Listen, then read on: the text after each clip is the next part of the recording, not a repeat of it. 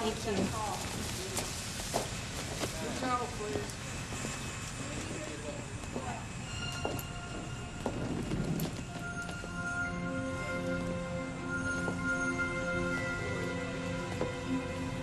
You've got to be kidding. Single White Female was a 1992 erotic thriller that, while it performed well at the box office, got mixed reviews from critics. It has been parodied many times, enough so that one of the most unnerving scenes is likely a concept you're familiar with. Allie, the protagonist, finds that her roommate Heidi has dressed just like her, down to her haircut. For the rest of the movie, Heidi attempts to impersonate her. The horror in this scene stems from being replaced, as well as the knowledge that one is the subject of obsession, and fear of what that obsession could spur on. However, despite this premise being a constant in horror and thriller movies, ranging from Us and Get Out to Annihilation and Invasion of the Body Snatchers, few seem to hear alarm bells when men state a desire to replace women.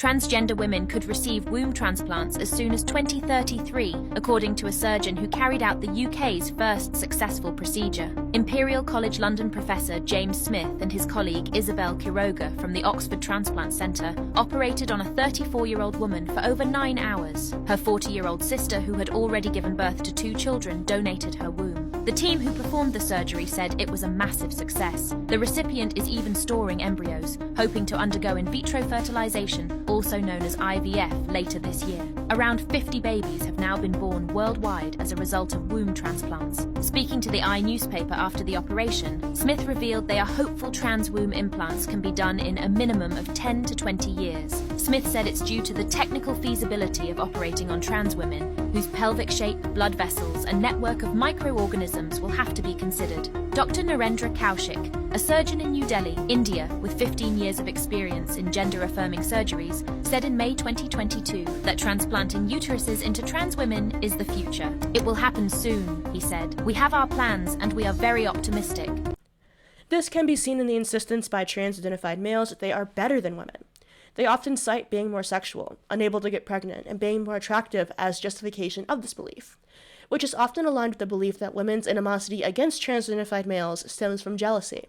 But I wonder if it could be that they're jealous in some way. Transgender women could receive womb transplants as soon as 2033. I don't think people realize how incredible this is. One of the biggest arguments from transphobes and TERFs specifically is how we can't give birth. Now in like 20 years or so, it will be scientifically possible for trans women to give birth. This is assuming that legislation from transphobes doesn't push it back any farther. The science may very well be there in our lifetime. Now, of course, the science being 20 years away probably means that it's about 100 years until just like the average layperson can get it. And while that does make me a little sad, I'm just so grateful that younger trans generations aren't going to have to experience the crippling feel of being sterile. I'm sure the next transphobic argument will be that somehow those kids aren't real kids because a trans woman gave birth to them. But try going after mothers and their children and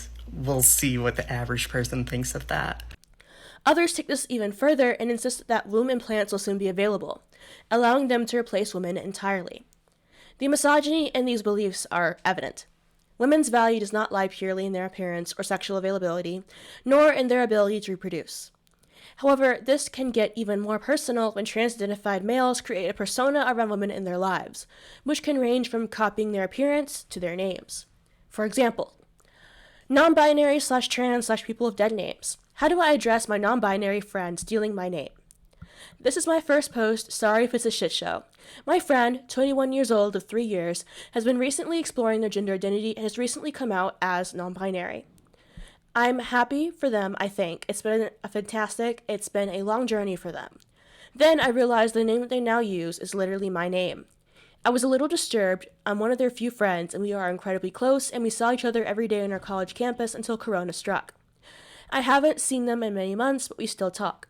I just don't understand why they chose my name out of the names in the world. Is there a way that I could address this, or would I be a selfish asshole for doing this?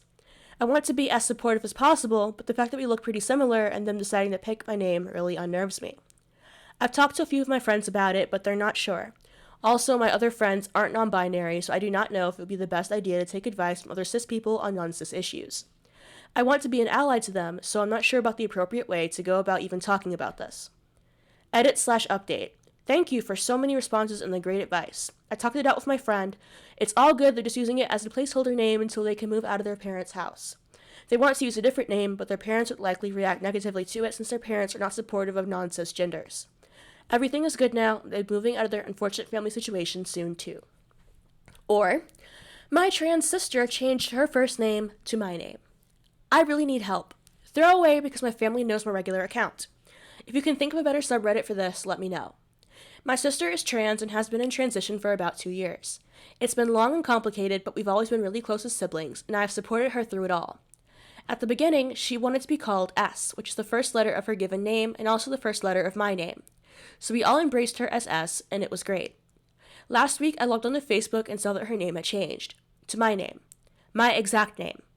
I thought it was a prank or something, but I called her immediately, and she was basically like, yeah, I really like that name, and I think it fits. No asking if it was okay, or saying, gosh, I hope you don't mind. Just total casual oblivion. My name is really uncommon. It's not Anne or something. It's not some coincidence. And I asked her if there was something to this, and she just sounded like she didn't really get why I was even talking to her about it. My name is also my brand. I'm a relatively well-known freelance designer, and my name is the business name. So I'm in knee-deep with my name, is what I'm saying. Then yesterday, I heard from one of her friends that she is planning on formally going through with a legal name change. I want to support her like I always have. We're so close, and I've always been a huge advocate for her. But I'm having an incredibly hard time accepting this. Am I making too big of a deal about it? Can anyone tell me what's going on? Thank you so much. On the other hand, this way of thinking links to transhumanism, the philosophy that human beings should be permitted to use technology to modify and enhance human cognition and bodily function, expanding abilities and capacities beyond current biological constraints. As noted in Woody Evans' Information Dynamics in Virtual Worlds, Gaming, and Beyond, transhumanism has strong descent lines from queer theory, ANT, libertarianism, and humanism. The main thrust of its concerns is that humans and the technology humans have built are headed towards a convergence of some kind. Many transhumanists hold that free people should have the right to use technology to alter their bodies, minds, and environments in whatever way they see fit. So long, often goes the caveat, as it does not impinge on any other person's rights. Transhumanism, then, may be seen as much as a political position as it is a philosophical one. One can extrapolate that the internet has fed into the rise of this philosophy, as online spaces allow for a division of identity from personal experience, which affects so-called secular beliefs such as the existence of a gendered soul or the ability to customize one's body via surgeries and hormones without negative impact. But that is for another day. The desire to replace women with technology, be it artificial wombs, womb transplants, or sex robots, all ties into belief that humanity can be upgraded or replaced in this manner to begin with. By reducing women down to sex dispensers and without a desire or ability to have an active relationship with women as fellow human beings, those who ascribe to this belief system are able to theorize of a superior woman, who can manifest as a trans-identified male or an artificial woman.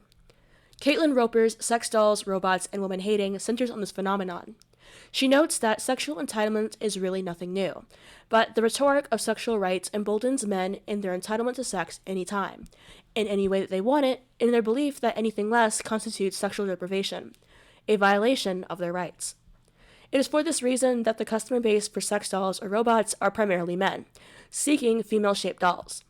Many argue that this will allow for a separation from women, who they view as holding power over men through sexual relationships, further evidence of association with misogyny and the incel movement.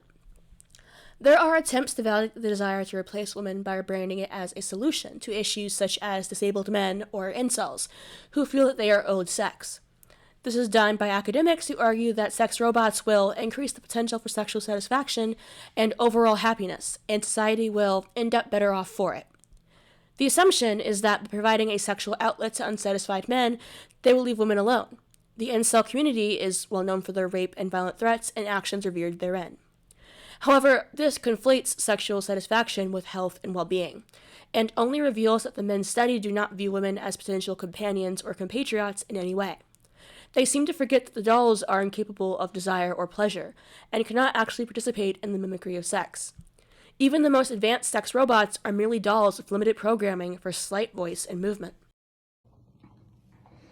This video is going to make some people really angry, but what I'm doing is starting a conversation. This is going to be really important, so bear with me. And women especially, you might really hate this video, so just trigger warning.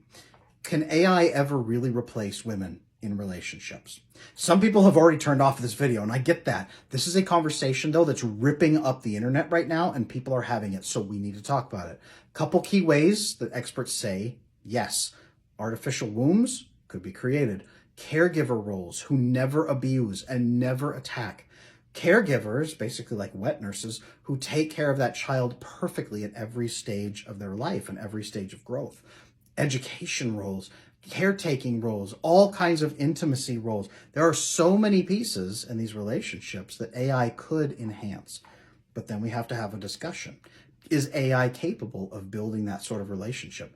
Can it really replace a human element? Because we're not just talking about women as a role or as a caricature, right? Ladies watching at home, you're probably like, yes, finally, someone's saying it. Women are not a role to replace. Women are dynamic human beings that you're having a thriving relationship with. Can AI replace that?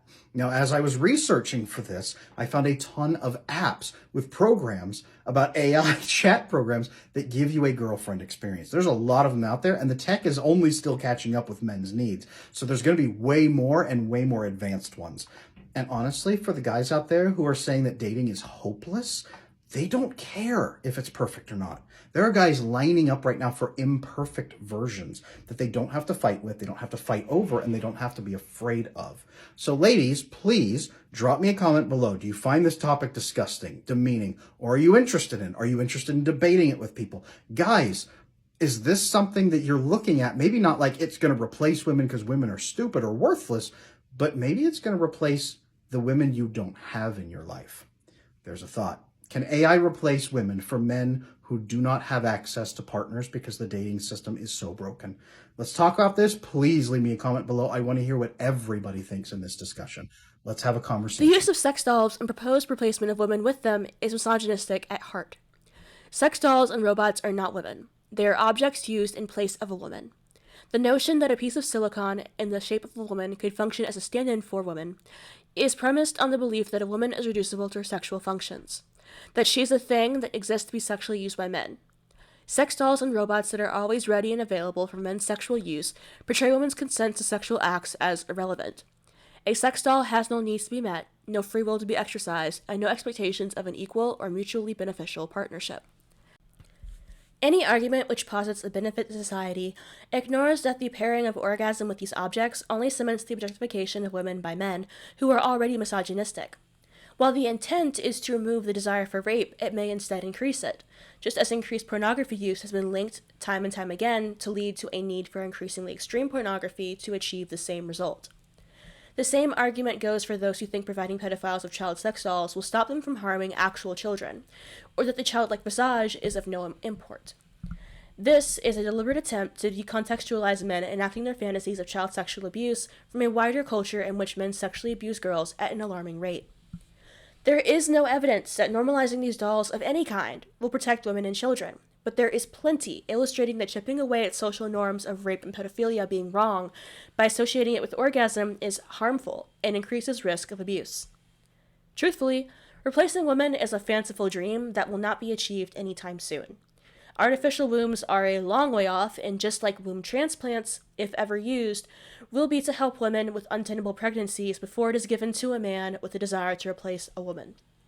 However, the ideas behind this dream are rooted in a very real misogyny that further highlights the potential risk in allowing men in women's spaces.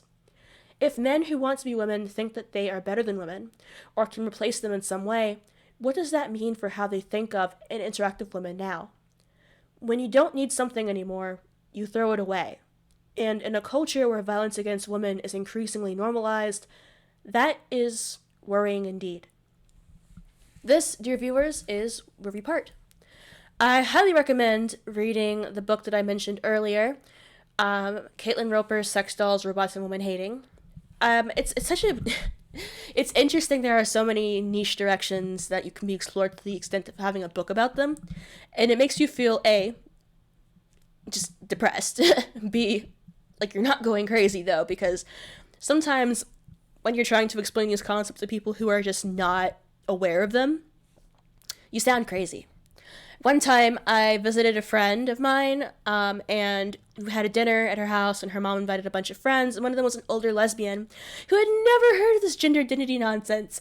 And I realized as we were both trying to, like, explain this concept to her that we sounded literally insane, because it was just... the problem at the end of it of this is bad for women required just so much build up to explain the extent of the problem.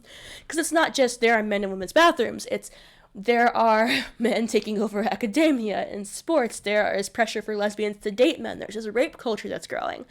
And once you start to try to follow one path, Lord, it roots off into so many different directions.